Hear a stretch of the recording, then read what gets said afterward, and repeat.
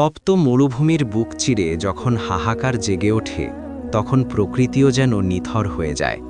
আগুনের গোলার মতো সূর্যটা যখন আকাশ থেকে তৃষ্ণার্ত মাটির শেষ বিন্দু জলটুকু শুষে নিতে থাকে, তখন জীবনের মানে বদলে গিয়ে দাঁড়ায় শুধু এক আজলা জলের খোঁজে। ভগতপুর নয়, ধুলো ওড়া এই গ্রামটির নাম রুদ্রপুর। একসময় যে মাটি থেকে সোনা ফুলত, আজ সেখানে কেবল দীর্ঘশ্বাসের ধুলো ওড়ে। কিন্তু এই ধূসর ক্যানভাসেই জন্ম নিয়েছিল এমন এক প্রতিভা যে প্রমাণ করে দিয়েছিল মানুষের সংকল্পের কাছে প্রকৃতির রুদ্র মুহূর্তও হার মানতে বাধ্য। ইতিহাসের পাতায় বড় বড় অট্টালিকার নাম থাকলেও রুদ্রপুরের এক চিলতে ভাঙা ঘরের কোণে সেদিন এক কিশোর লিখেছিল এক অমর উপাখ্যান। হে ঈশ্বর, হয় এই মেঘশূন্য আকাশে একটু বৃষ্টির আভাস দাও, না হয় আমাদের মরণের কোলে ঠাঁই দাও। জলের এই নিদারুণ কষ্ট আর সহ্য করতে পারছি না। গ্রামের মানুষেরা এভাবেই বিলাপ করছিল। কেউ বা বলছিল, হয় এক ফোঁটা পানীয় জল দাও, না হয় আমাদের শেষ করে দাও। ঠিক তখনই সেখানে দাঁড়িয়ে এক কিশোর চিৎকার করে বলল, সবাই একটু স্থির হন, আমি এমন একটা যন্ত্র বানিয়েছি যা জলশূন্য বাতাস থেকেই নির্মল জল তৈরি করবে। সবাই অবাক হয়ে তাকিয়ে থাকল। এক বিশেষজ্ঞ বলে উঠলেন, এ তো দেখছি একদম আধুনিক অ্যাটমসফেরিক ওয়াটার জেনারেটর। খোকা, তুই এত বুদ্ধি আর সরঞ্জাম কোথায় পেলি?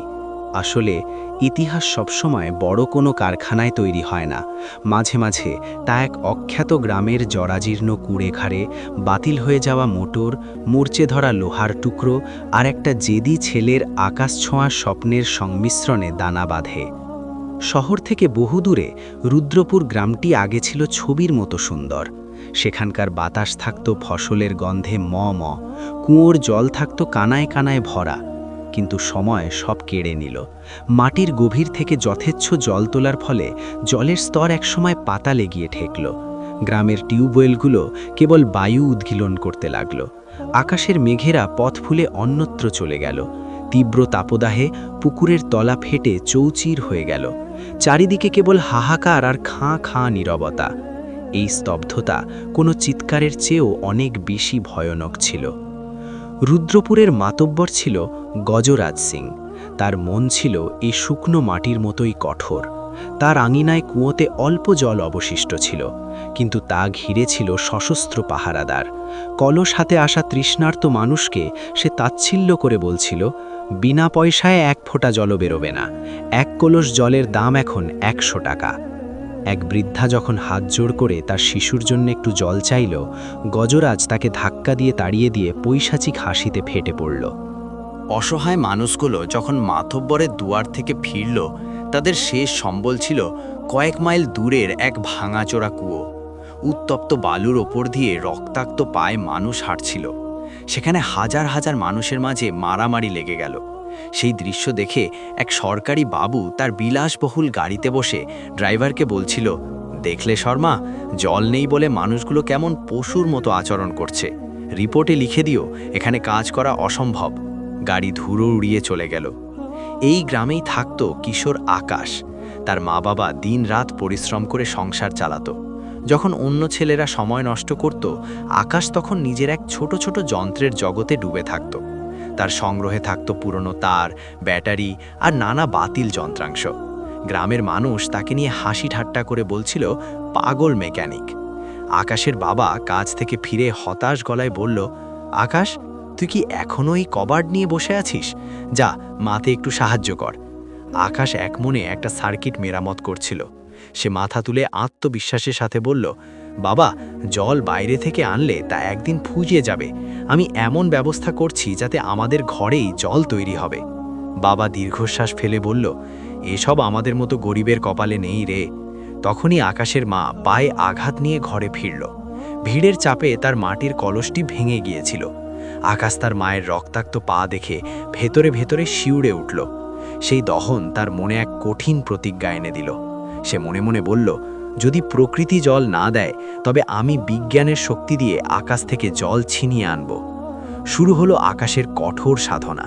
সে বাতাসের আর্দ্রতাকে ঘনীভূত করার সূত্র নিয়ে দিন-রাত পড়াশোনা করতে লাগল। নিজের জমানো সবটুকু অর্থ দিয়ে সে পুরনো ফ্রিজের কিছু অংশ কিনে আনল। প্রথমবার যখন সে সবার সামনে যন্ত্রটি চালু করল, গজরাজ সিং সেখানে এসে বিদ্রুপ করে বলল, বাতাস থেকে জল হবে, মাথাটা কি একদম গেছে তোর? যন্ত্রটি চলল ঠিকই, কিন্তু এক ফোঁটা জলও এলো না। লোকে তাকে নিয়ে ঠাট্টা করল। আকাশ হার মানল না। সে খুঁজে বের করল কোথায় ভুল ছিল। দীর্ঘ চেষ্টার পর সে যন্ত্রের ভেতরে তামার কয়েল আর বিশেষ কিছু প্রাকৃতিক উপাদান যুক্ত করল।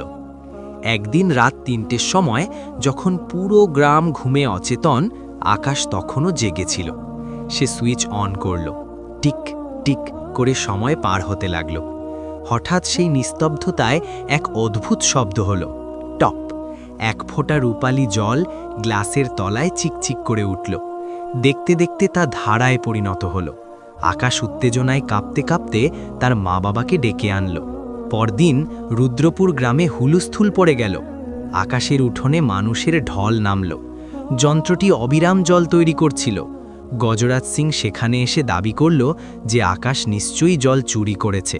আকাশ তখন শান্ত স্বরে বলল, এটা চুরির জল নয়, এটা আমাদের অধিকার। আপনি মাটির জল আটকাতে পারেন, কিন্তু বাতাসকে তো বন্দি করতে পারবেন না। গ্রামবাসী সেই সুপেয় জল পান করে আনন্দে মেতে উঠল। আকাশের বাবা যখন তাকে জড়িয়ে ধরে বলল, বাবা, এতটুকু জল তো সবার জন্যে যথেষ্ট নয়। আকাশ তখন গ্রামবাসীর দিকে তাকিয়ে বলল, আমাদের ঐক্য থাকলে আমরা এমন আরও মেশিন বানাবো। গ্রামবাসী তখন স্বেচ্ছায় যে যার মতো করে অর্থের যোগান দিল। শুরু হলো নতুন এক বিপ্লব। কয়েক সপ্তাহের মধ্যে পুরো গ্রাম যেন এক বিশাল কারখানায় পরিণত হলো।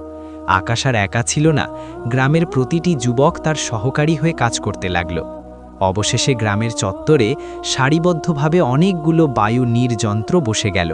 এখন আর কাউকে মাইলের পর মাইল হাঁটতে হতো না। এই অভাবনীয় খবর সরকারি মহলে পৌঁছল। সেই বিদ্রুপকারী অফিসার আবারও গ্রামে এলো। সে অবাক হয়ে দেখল, যেখানে সে মরুভূমি দেখে গিয়েছিল সেখানে আজ উৎসবের মেজাজ। সে আকাশকে জিজ্ঞেস করল, তুমি এটা কি করে সম্ভব করলে? আকাশ তাকে বুঝিয়ে বলল, স্যার, ডিগ্রি থাকলেই সব হয় না।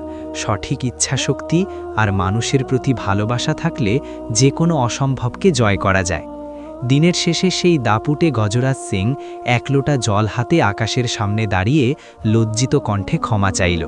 আকাশ তাকে হাসি মুখে জল দিয়ে বলল, প্রকৃতি সবার জন্যে সমান, আমরা কেন আলাদা হব? সেদিন রুদ্রপুর গ্রাম থেকে কেবল জলের তৃষ্ণাই মেটেনি, বরং মানুষের মনের সব বিদ্বেষও ধুয়ে মুছে গিয়েছিল। এরপর আকাশ আর কখনো পিছনে ফিরে তাকায়নি। সরকার তার এই উদ্ভাবন সর্বত্র ছড়িয়ে দিল এবং আকাশ তার গ্রামেই গড়ে তুলল এক নতুন প্রজন্মের গবেষণাগার।